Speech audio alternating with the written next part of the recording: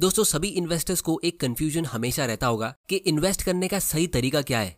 क्या हम छोटे छोटे अमाउंट से कंटिन्यूसली इन्वेस्ट करें, जैसे 500 या 5,000 रुपये पर मंथ जिसे हम SIP कहते हैं, या फिर पैसों को सेव करके एक बड़ा अमाउंट जैसे 5,000 या 5 लाख रुपया एक साथ राइट टाइम पे इन्वेस्ट करें जिसे हम लमसम कहते हैं। तो इन्वेस्ट करने का सबसे बेस्ट तरीका है क्या, SIP या लमसम? दोस्तों इसी सवाल का जवाब आपको इस वीडियो से एकदम क्लियरली मिलेगा और हम ये भी जानेंगे कि इन्वेस्ट करने का राइट टाइम कब होता है और कौन सी स्ट्रेटेजी किन लोगों के लिए ज्यादा बेटर होगी। और इसके साथ में ये पावर ऑफ कंपाउंडिंग इनमें काम कैसे करता है हम ये भी जानेंगे, जिसमें हम CAGR और IRR के इंपॉर्टेंट कॉन्सेप्ट को भी समझेंगे।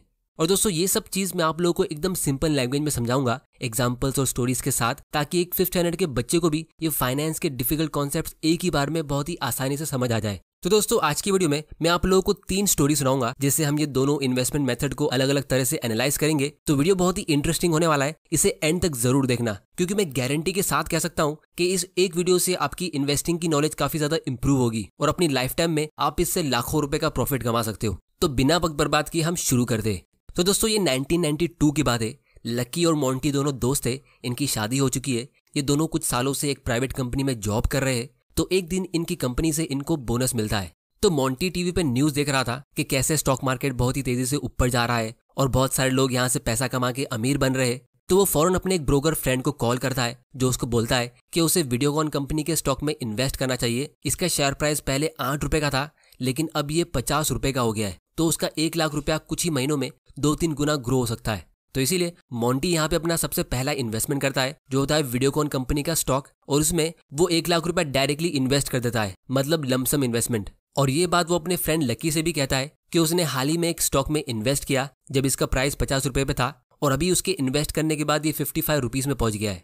लेकिन लकी को इसमें थोड़ी सी गड़बड़ लगती है और इसीलिए वो कुछ इन्वेस्टमेंट की बुक्स रीड करता है, जिसको समझकर वो ये डिसाइड करता है कि वो एक म्यूचुअल फंड में SIP करेगा। तो लकी वहां पे 1000 रुपए की SIP सेट करता है एक सिंपल से लार्ज कैप म्यूचुअल फंड में, जिसका रिटर्न सेंसेक्स इंडेक्स जितना होता है। लेकिन दूसरी तरफ मोंटी देखता है कि उसका स्टॉक काफी स्पीड में ऊपर जा रहा है, तो ये देख के वो और ज्यादा इन्वेस्ट करने का प्लान करता है। तो लकी को देख के वो अपना दूसरा इन्वेस्टमेंट जल्दी से कर लेता है, जो होता है 2 लाख रुपए म्यूचुअल फंड में, और यहाँ पे भी वो एक साथ लमसम इन्वेस्टमेंट करता है। तो मोंटी ने अभी तक टोटल 3 लाख रुपए इन्वेस्ट कर लिए लमसम मेथड से, 1 लाख रुपए स्टॉक में और 2 लाख रुपए म्यूचुअल फंड में। और लकी ने सिर्फ 1000 रुपए की मंथली SIP सेट की है एक सिंपल से लार्ज कैप म्यूचुअल फंड में। अब मोंटी ने SIP सेट इसीलिए नहीं की क्योंकि उसे लगता है कि एक बार जब अपने SIP सेट कर दी तो आपको EMI की तरह उसे हमेशा पे करते रहना पड़ता है। और दोस्तों कमिटमेंट देना किसको पसंद है, क्या पता फ्यूचर में हमारे पास पैसे हो ना हो। लेकिन दूसरी तरफ लक्की को ये बात अच्छे से पता थी कि SIP आप जब चाहो तब स्टॉप कर सकते हो, और जितना भी अमाउंट आपका उसमें इन्वेस्टेड होता है वो ग्रो होते रहता है। अब दोस्तों हम फास्ट फॉरवर्ड करते और 2017 में आते जब ये दोनों रिटायर होते। तो मोंटी ने जिस स्टॉक में सबसे पहला इन्वेस्टमेंट किया होता है, तो वो अब एक पेनी स्टॉक बन चुका है, क्योंकि उस टाइम पे 1992 में हर्षद मेहता के स्कैम के टाइम पे वो एक हॉट स्टॉक बन चुका था। तो शॉर्ट टर्म में उससे लोगों को थोड़ा बहुत प्रॉफिट मिल रहा था, लेकिन अभी उसके स्टॉक पोर्टफोलियो की वैल्यू 0 है। और उसने जो 2 लाख रुपए म्यूचुअल फंड में इन्वेस्ट किए थे वो उसने अप्रैल 1992 में किए थे, जब स्टॉक मार्केट अपने पीक पे था, जब हर कोई स्टॉक मार्केट में इन्वेस्ट करने की बात कर रहा था। तो वो टाइम पे सेंसेक्स 4200 पॉइंट्स पे था और 2017 तक सेंसेक्स 29000 पॉइंट्स पे पहुंचा, जिसकी वजह से उसको अपने इन्वेस्टमेंट पे 7 गुना रिटर्न्स मिला। मतलब उसका 2 लाख रुपए का इन्वेस्टमेंट अभी 14 लाख में ग्रो हो चुका है। अब दोस्तों ये आपको सुनने में शायद अच्छा लग रहा होगा, लेकिन क्योंकि उसे ये रिटर्न्स कमाने में 25 साल लगे 1992 से 2017 तक, तो इसीलिए उसका कंपाउंडेड रिटर्न सिर्फ 8% का होता है। जैसा कि हम इस कैलकुलेटर में देख सकते हैं, अगर आप गूगल पे जाके CAGR कैलकुलेटर सर्च करोगे, यानी कंपाउंडेड एनुअल ग्रोथ रेट, तो आपको ऐसा कोई कैलकुलेटर दिखेगा। तो जैसा कि 1992 में सेंसेक्स 4200 पॉइंट्स पे था और फिर 2017 तक सेंसेक्स 29000 पॉइंट्स पे पहुंचा, तो आपका रिटर्न 8% का होता है, जो बहुत ही बुरा है। लेकिन दूसरी तरफ लक्की ने जो 1000 रुपए की SIP सेट की थी, तो उसकी वजह से वो 25 सालों में टोटल 3 लाख रुपए अपनी तरफ से इन्वेस्ट कर लेता है, और वो 3 लाख रुपए का छोटा सा इन्वेस्टमेंट 32 लाख में ग्रो हो जाता है, जो होता है 15% का रिटर्न। अब दोस्तों अगर आप एक चीज नोटिस करोगे तो दोनों ने सेम टाइम पे इन्वेस्टमेंट शुरू किया था और दोनों ने ही सेम 25 साल तक इन्वेस्टमेंट किया, लेकिन एक को 8% का रिटर्न मिला और दूसरे को 15% का। ऐसा कैसे हो सकता है? तो अगर आप लोगों से मैं एक बात यहाँ पे पूछूं कि कौन सा ऑप्शन ज्यादा बेटर है, SIP या लमसम, तो आप सभी SIP को बेस्ट ऑप्शन कहोगे। लेकिन अब हम दूसरी स्टोरी देखते हैं जहां से हमें एक दूसरा और बहुत ही इंटरेस्टिंग नजरिया देखने मिलेगा और फिर हम दोनों स्टोरीज के लेसन्स को एनालाइज करेंगे। तो अब हम 1992 से 15 साल आगे फास्ट फॉरवर्ड करते और 2008 में आते। इस स्टोरी में हम रॉकी और सनी से मिलते। तो रॉकी को उसके डैड 2 लाख रुपए देते एक न्यू रॉयल इनफील्ड बाइक खरीदने के लिए, और सनी को भी 2 लाख रुपए उसके डैड से मिलते। तो सनी यहाँ पे पहली फुर्सत में 1,90,000 की एक बाइक खरीद लेता है। तब उसके डैडी उससे कहते कि देख, तुझे बचे हुए 10,000 रुपए को कहीं पे इन्वेस्ट कर लेना चाहिए, और क्योंकि तेरा जॉब लग गया है तो तुझे कोई FD या SIP कर लेनी चाहिए। तो सनी यहाँ पे समझदारी के साथ एक लार्ज कैप म्यूचुअल फंड में 5,000 रुपए की SIP सेट कर लेता है।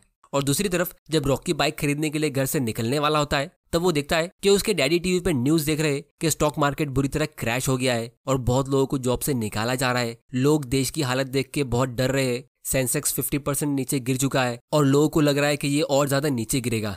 अब क्योंकि रॉकी के घर पे स्टॉक मार्केट की बुक्स पहले से ही थी और उसने एक वॉरेन बफे की लाइन भी रीड की थी कि the secret to get rich is to get greedy when everyone is fearful. तो तब रॉकी डिसाइड करता है कि वो उसका बाइक खरीदने का प्लान पोस्टपोन करेगा।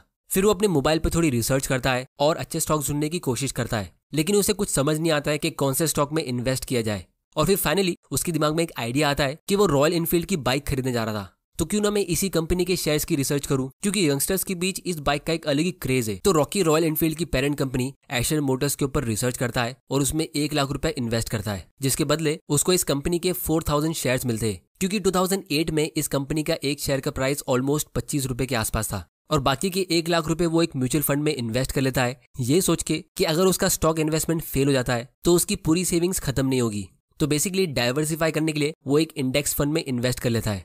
और उसने यहाँ पे कोई भी SIP सेट नहीं किए, मतलब जब भी उसकी सैलरी आ रही थी तो वो उसे पूरी तरह एंजॉय कर रहा था और कोई भी सेविंग्स नहीं कर रहा था। और ये देख के सनी मन ही मन सोचता था कि ये तो आज मजे कर रहा है, लेकिन इसे फ्यूचर में पता चलेगा कि ये कितनी बड़ी मिस्टेक कर रहा है। तो अब हम 10 साल आगे फास्ट फॉरवर्ड करते और 2018 में आते और देखते हैं कि इन दोनों ने कितना प्रॉफिट कमाया। तो सबसे पहले हम सनी की बात करते। उसने 10 साल में यानी 2008 से लेकर 2018 तक 5-5 हजार की मंथली SIP के जरिए टोटल 6 लाख रुपए इन्वेस्ट कर दिए। उसे बीच में काफी बार मन किया कि वो अपनी SIP को रोक दे, क्योंकि मार्केट कंडीशन बीच बीच में खराब हो रही थी, लेकिन फिर भी उसने डिसिप्लिन के साथ अपनी SIP चलने दी। और अभी उसके पोर्टफोलियो की वैल्यू 10.3 लाख की है, मतलब उसे 4 लाख रुपए का प्रॉफिट मिला, जो होता है सिर्फ 10% का रिटर्न। अब हम बात करते हैं रॉकी की। तो रॉकी ने जो 1 लाख रुपए डाइवर्सिफाई करने के लिए म्यूचुअल फंड में इन्वेस्ट किए थे, उसकी वैल्यू अब 4 लाख रुपए की होती है, क्योंकि 2008 में सेंसेक्स 9,000 पॉइंट्स पे था और 2018 तक ये 37,000 पॉइंट्स पे पहुंचा, मतलब ऑलमोस्ट 4 गुना ऊपर गया। तो ये होता है 15% का रिटर्न। अब दोस्तों यहाँ पे अगर हम नोटिस करेंगे तो दोनों ने सेम टाइप की म्यूचुअल फंड में इन्वेस्ट किया और दोनों ने 10 साल के लिए इन्वेस्ट किया, लेकिन सनी को SIP से सिर्फ 10% का रिटर्न मिला और रॉकी को लमसम से 15% का। तो यहाँ पे उल्टा कैसे हो गया? पहली स्टोरी में SIP से अच्छा रिटर्न मिला था, अब SIP का परफॉर्मेंस बुरा कैसे हो गया? तो इसका रीजन ये है कि रॉकी ने एक साथ अपना पूरा पैसा बेयर मार्केट में इन्वेस्ट किया था, मतलब यहाँ पे तो स्टार्टिंग पॉइंट हमारा ये एग्जैक्ट बॉटम है और एंड पॉइंट हमारा ये है। तो स्टार्ट से एंड तक ये 15% का एनुअल रिटर्न होता है, जिसे हम CAGR कहते हैं। लेकिन सनी ने जब मार्केट क्रैश हुआ था और वो इन्वेस्ट करने का सबसे बेस्ट टाइम था, तो उसने वो टाइम पे सिर्फ 5,000 रुपए इन्वेस्ट किए थे। फिर अगले महीने जब मार्केट थोड़ा सा रिकवर हुआ तो SIP के जरिए उसने फिर से 5,000 रुपए इन्वेस्ट किए, और इसी तरह जब मार्केट ऊपर जाता रहा तो उसकी SIP के जरिए उसके 5-5 हजार रुपए इन्वेस्ट होते गए। तो इसीलिए रॉकी के मुकाबले उसने अपने म्यूचुअल फंड्स को बाय करने के लिए ज्यादा प्राइस पे किया। तो ये जो सनी का 10% रिटर्न था, इसे हम IRR कहते हैं, यानी इंटरनल रेट ऑफ रिटर्न। मतलब आपकी इंटरनली जितने भी मल्टीपल इन्वेस्टमेंट्स हुए, ये उसका एक एवरेज निकालता है। क्योंकि SIP में हमेशा मल्टीपल इन्वेस्टमेंट्स होते हैं, क्योंकि आप हर महीने बाइंग करते हो, तो इसीलिए इसमें हमेशा IRR कैलकुलेट होता है और वन टाइम इन्वेस्टमेंट में हमेशा CAGR कैलकुलेट होता है। अब इसको हम थोड़ा और डिटेल में नेक्स्ट स्टोरी में समझेंगे, जिससे आपका सारा डाउट क्लियर हो जाएगा। और दोस्तों एक और बहुत ही इंपॉर्टेंट चीज नोट करने वाली ये है कि अगर सनी ने बुरे मार्केट कंडीशन में डर के अपनी SIP स्टॉप की होती और सिर्फ तभी अपनी SIP कंटिन्यू रखी होती जब मार्केट अच्छा कर रहा था, तो उसको 10% से भी कम रिटर्न मिलता, 6% या 5% या शायद उससे भी कम। अब दोस्तों इससे पहले कि आप अपनी SIP स्टॉप करो, इसका एक बहुत ही स्पेशल पावर होता है जिसको हम आगे डिस्कस करेंगे। लेकिन उससे पहले हम बात करते हैं रॉकी के स्टॉक इन्वेस्टमेंट के बारे में। तो रॉकी ने जो एशर मोटर्स के शेयर्स लिए थे, उससे उसकी जिंदगी बदल गई, क्योंकि वो कंपनी का शेयर 25 रुपए से ग्रो होकर 2018 तक ऑलमोस्ट 3,000 रुपए पे पहुंच गया, यानी 10 साल में 110 गुना ग्रो हो गया, जिससे उसकी 1 लाख रुपए का छोटा सा इन्वेस्टमेंट 1.1 करोड़ में ग्रो हो गया। और अब उसको जो छोटा सा 1% का डिविडेंड मिलता है, वो उसके जरिए हर साल एक नई बाइक खरीद सकता है। अब दोस्तों अगर रॉकी ने इस स्टॉक में थोड़ा थोड़ा करके इन्वेस्ट किया होता, यानी SIP की तरह, तो ऑब्वियसली उसका रिटर्न कम होता, क्योंकि ये स्टॉक तो धीरे धीरे करके ऊपर जा रहा था। तो इसीलिए यहाँ पे हमारा सबसे पहला लेसन ये है कि अगर आप एक बड़ा अमाउंट किसी स्टॉक में एक साथ इन्वेस्ट करते हो यानी लमसम, तो इसमें सबसे ज्यादा रिवॉर्ड भी होता है जो रॉकी को एक राइट टाइम पे एक हाई क्वालिटी कंपनी में इन्वेस्ट करके मिला। लेकिन यहाँ पे सबसे ज्यादा रिस्क भी होता है, जैसे मोंटी को एक हॉट स्टॉक में इन्वेस्ट करके ये सबक मिला कि आपका सारा पैसा यहाँ पे जीरो हो सकता है। तो ये था हमारे आज की वीडियो का सबसे पहला और सबसे बेसिक लेसन कि स्टॉक में लमसम इन्वेस्टमेंट करने से या तो आप जीरो बनोगे या फिर आप हीरो बन सकते हो, मतलब अपनी लाइफ टाइम की वेल्थ बिल्ड कर सकते हो। अब हम बात करते हैं सेकंड लेसन की। तो अगर आप SIP करते हो किसी लार्ज कैप म्यूचुअल फंड में या इंडेक्स फंड में, तो लॉन्ग टर्म में उसमें आपके पूरे पैसे डूब जाएंगे, ऐसा होने के चांस बहुत कम होते हैं, क्योंकि यहाँ पे आप एक साथ 40-50 स्टॉक के बास्केट में डाइवर्सिफाई करते हो और उसके ऊपर आप अपनी इन्वेस्टमेंट की टाइमिंग को भी डाइवर्सिफाई करते हो, मतलब portfolio diversification plus time diversification. तो ये डबल डाइवर्सिफिकेशन हुआ, जिसकी वजह से आपका रिस्क बहुत कम हो जाता है और इसीलिए आपका रिटर्न भी बहुत बोरिंग होता है, जैसे 10% से 15% के बीच। अब ये गारंटी नहीं है, लेकिन पास्ट के हिसाब से आपको कुछ ऐसा मिल सकता है, लेकिन फिर भी FD से और दूसरी फिक्स्ड इनकम वाली पॉलिसी से आपको अच्छा ही रिटर्न मिलना चाहिए। क्योंकि अगर आप नोटिस करोगे तो दोनों ही स्टोरी में SIP करने वालों को लॉस नहीं हुआ। पहली स्टोरी में मोंटी को हॉट स्टॉक्स में इन्वेस्ट करके काफी ज्यादा लॉस हुआ, तब SIP करने वाला हीरो बन गया। लेकिन दूसरी स्टोरी में रॉकी ने जो एक वन टाइम इन्वेस्टमेंट किया था वो हर कोई नहीं कर सकता, क्योंकि उसके लिए आपको इतनी नॉलेज और राइट टाइम पे उतना पैसा चाहिए। तो इसीलिए उसके सामने SIP थोड़ा फीका पड़ गया। तो इसीलिए SIP की खास बात यह है कि अगर आप बिल्कुल गलत टाइम पे भी SIP स्टार्ट कर लेते हो, जब आपको बिल्कुल भी इन्वेस्ट नहीं करना चाहिए, जैसे बिल्कुल मार्केट के पीक पे, और फिर उसके बाद मार्केट क्रैश आता है, तो भी आपका कुछ खास नुकसान होगा नहीं, क्योंकि आपने SIP अभी बस स्टार्ट किए। आप एक छोटे अमाउंट से इन्वेस्ट करना अभी शुरू कर रहे हो, तो जब फ्यूचर में मार्केट क्रैश होगा तो आप उसका भी फायदा उठा सकते हो। तो इसीलिए अगर आपको डर लगता है कि फ्यूचर में मार्केट क्रैश होने वाला है, तो वो टाइम पे भी आप अपनी SIP स्टार्ट कर सकते हो, क्योंकि अगर मार्केट क्रैश नहीं हुआ और ऊपर जाता गया तो आप एक अच्छी अपॉर्चुनिटी मिस कर दोगे। तो दोस्तों ये था हमारा इस वीडियो का सेकंड लेसन कि SIP का सबसे बेस्ट एडवांटेज ये है कि क्योंकि आप इसके थ्रू ऑटोमेटिकली इन्वेस्ट करते हो, तो SIP के कोई इमोशंस नहीं होते। तो बुरे मार्केट, अच्छे मार्केट, ये हर मार्केट में अपना इन्वेस्टमेंट करता रहता है। तो इसीलिए SIP स्टार्ट करने का कोई भी सही या गलत टाइम नहीं होता है, आप इसे कभी भी स्टार्ट कर सकते हो। अब हम तीसरे केस की बात करते हैं कि जब हम म्यूचुअल फंड में एक लमसम इन्वेस्टमेंट करते तो हमें कितना रिटर्न मिल सकता है। तो इसका मैं आप लोगों को एक काफी शॉर्ट और सिंपल आंसर देता हूँ कि अगर आपको डाउट है कि आपको किसी म्यूचुअल फंड में SIP करना चाहिए या लमसम, तो आप हमेशा SIP चुनो, क्योंकि म्यूचुअल फंड में एक अच्छे टाइम पे इन्वेस्ट करने से आपको बहुत ज्यादा मल्टी बैगर रिटर्न नहीं मिल सकता। आपको यहाँ पे मुश्किल से 2-3% का ही डिफरेंस मिलेगा, जैसे 10 से 15% के बीच। तो जब एक अच्छा मौका आएगा लमसम इन्वेस्टमेंट करने का, तो आपके मन में डाउट रहेगा ही नहीं। जैसे अगर मार्केट क्रैश हो गया और आपको पता है कि ये एक अच्छा टाइम है इन्वेस्ट करने का, तो आप वो टाइम पे एक लमसम इन्वेस्टमेंट कर सकते हो। अब दोस्तों फाइनली हम आते हैं इस वीडियो के सबसे इंटरेस्टिंग पार्ट की तरफ, वो है कि स्टॉक्स में SIP करना कैसा रहेगा। तो इसको भी हम एक इंटरेस्टिंग स्टोरी के एग्जांपल से समझते हैं। तो अब हम 2017 में आते और वापस रॉकी और सनी की स्टोरी को कंटिन्यू करते। तो सनी रॉकी से कहता है कि यार तूने स्टॉक मार्केट से इतना अच्छा पैसा कमा लिया, तो मुझे भी कभी कभी कोई स्टॉक की टिप दे दिया कर, ताकि मैं भी तेरे साथ इन्वेस्ट कर लूंगा। तब रॉकी कहता है कि देख, अभी मैं 2 न्यू स्टॉक्स अपने पोर्टफोलियो में ऐड करने जा रहा हूँ। ये दोनों स्टॉक्स में मैं कम से कम 5 साल तक तो इन्वेस्ट करूंगा ही, और मुझे इनमें अच्छा पोटेंशियल दिख रहा है। एक है टाटा मोटर्स और दूसरा है नेस्ले। तो ये स्टॉक की टिप मिलते ही सनी फौरन अपने घर पे जाता है और इनमें इन्वेस्ट करने का सोचता है। तो सबसे पहले वो ये देखता है कि नेस्ले का स्टॉक तो 7,000 रुपए का है, ये तो बहुत ही महंगा है, शायद ये फ्यूचर में सस्ता होगा। तो वो हर महीने इसके 1-2 स्टॉक बाय करने का प्लान करता है, ताकि जब ये सस्ता होगा तब वो इसमें ज्यादा इन्वेस्ट करेगा। और दूसरी तरफ वो ये देखता है कि टाटा मोटर्स का स्टॉक तो बहुत सस्ता है, ये तो 500 रुपए से भी कम का है, तो वो फौरन इसमें अपनी ऑलमोस्ट सारी सेविंग्स इन्वेस्ट कर देता है। फिर जब 5 साल बाद सनी रॉकी से मिलता है तो उसे कहता है कि यार तेरी स्टॉक टिप से मुझे इतना खास प्रॉफिट हुआ ही नहीं, मुझे तो इन 5 सालों में सिर्फ टोटल 20% का ही रिटर्न मिला है। तो ये सुन के रॉकी हैरान हो जाता है कि ऐसा कैसे हो सकता है, उसको तो वही 2 स्टॉक से ऑलमोस्ट 150% का प्रॉफिट मिला है, मतलब उसके पैसे ऑलमोस्ट डबल से भी ज्यादा ग्रो हो चुके हैं। तो जब रॉकी सनी के बाइंग और सेलिंग के ट्रांजैक्शन को थोड़ा डिटेल में देखता है, तब उसे पता चलता है कि यहाँ पे एक्चुअली में हुआ क्या। तो दोस्तों अगर हम टाटा मोटर्स की बात करें तो हमें पिछले 5 साल में इससे सिर्फ 4% का रिटर्न मिला है, जो एक बहुत ही बुरा परफॉर्मेंस है। आपको सेविंग्स अकाउंट में हर साल 4% का रिटर्न मिलता है, लेकिन ये इसका लमसम रिटर्न है, यानी इस पॉइंट से इस पॉइंट तक का रिटर्न। इसी स्टॉक में अगर आपने SIP की तरह इन्वेस्ट किया होता तो आपको उसी टाइम पीरियड में 100% के भी ऊपर का रिटर्न मिलता।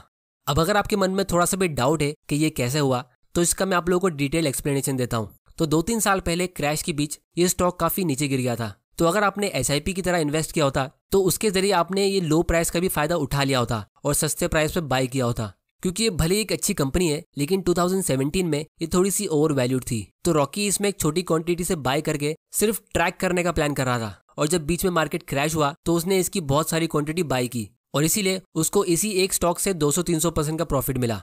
और दूसरी तरफ रॉकी ने नेस्ले में एक साथ एक बड़ा अमाउंट इन्वेस्ट किया था, क्योंकि वो पिछले 10 साल से इस कंपनी का वेट कर रहा था कि कब ये अच्छे वैल्यूएशन पे मिले ताकि वो इसे बाय कर सके। और फाइनली जब मैगी क्राइसिस की वजह से 2015 में एक कंपनी प्रॉब्लम में फंसी तो इसका शेयर प्राइस नीचे गिर गया था और फिर 2017 तक ये ऑलमोस्ट फ्लैट रहा। तो उस टाइम पे ये एक अच्छी बाइंग अपॉर्चुनिटी थी। तो ऐसे टाइम पे एक वन टाइम यानी लमसम इन्वेस्टमेंट करना परफेक्ट होता है, क्योंकि दोस्तों ये एक हाई क्वालिटी का FMCG स्टॉक है जो पिछले 20-30 सालों से हमेशा ओवर वैल्यूड रहा है। तो जो भी स्मार्ट इन्वेस्टर्स होते हैं उनको पता है कि बहुत ही जल्द ये कंपनी अपनी प्रॉब्लम को सॉल्व करेगी और फिर से स्ट्रांग हो जाएगी। तो उस टाइम पे इसमें SIP करना इतना स्मार्ट डिसीजन नहीं होता। तो इसीलिए अगर हम इसी कंपनी का 5 साल का लमसम रिटर्न देखेंगे तो ये 160% का होता है, लेकिन इसी 5 साल में SIP का रिटर्न सिर्फ 38% होता है जो IRR होता है, मतलब आपका इंटरनल रिटर्न, क्योंकि आपने अच्छे टाइम पे ज्यादा इन्वेस्ट नहीं किया था। तो बेसिकली रॉकी ने नेस्ले में लमसम इन्वेस्टमेंट किया और टाटा मोटर्स में SIP की तरह, जिसकी वजह से उसका पोर्टफोलियो वही 5 साल में 2-3 गुना ऊपर चला गया, मतलब 200-300% ऊपर। लेकिन सनी अपना टिपिकल बिगिनर माइंड यूज करके इसका उल्टा करता है और अच्छे स्टॉक की टिप मिलने के बाद भी सिर्फ 20-30% का रिटर्न कमा पाता है। तो दोस्तों ये उन बहुत सारी कॉमन मिस्टेक्स में से एक है जो न्यू इन्वेस्टर्स कर लेते हैं, क्योंकि हमारा बिगिनर माइंड हमेशा ऑपोजिट काम करता है। तो इसीलिए आप लोगों की फाइनेंशियल नॉलेज को इंप्रूव करने के लिए मैंने ये चैनल बनाया है। तो अगर आपको इस वीडियो से कुछ सीखने मिला है तो इस चैनल को सब्सक्राइब करो और बेल आइकन प्रेस करना मत भूल जाना, ताकि आपसे कोई ऐसे वैल्यूएबल वीडियोस मिस ना हो जाए। तो दोस्तों उम्मीद करता हूँ कि आपको इस वीडियो से कुछ ना कुछ सीखने जरूर मिला होगा। तो इस वीडियो को अपने फ्रेंड्स और फैमिली के साथ शेयर करो और उनको भी एजुकेट करो। वीडियो पसंद आया तो इसे लाइक करो, नहीं पसंद आया तो डिसलाइक करो। आपका वैल्यूएबल टाइम देने के लिए thank you and good bye.